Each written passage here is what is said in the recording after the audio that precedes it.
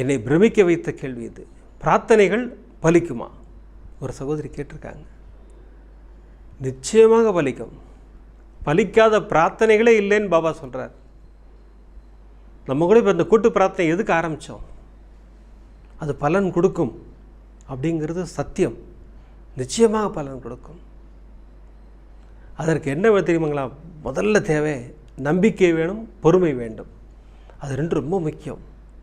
அப்புறம் பிரார்த்தனை செய்யும்போது டயலமோ இருக்கவே கூடாது. இது நடக்குமா நடக்காதா, நடக்குமா நடக்காதா, அந்த டயலமாகவே இருக்கக்கூடாது. நடக்கும், பாபா செய்வார் அப்படின்னு தான் பிரார்த்தனை பண்ணணும்.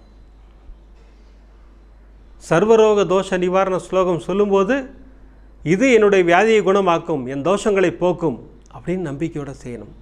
ஸ்தவன மஞ்சரி படிக்கும்போது நான் வைக்கிற பிரார்த்தனை நிச்சயமாக நிறைவேறும் அப்படின்னு செய்யணும். நடக்கும்.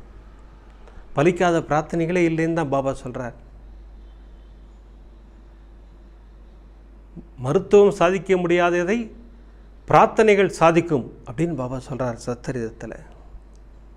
நிதர்சனமான உண்மை.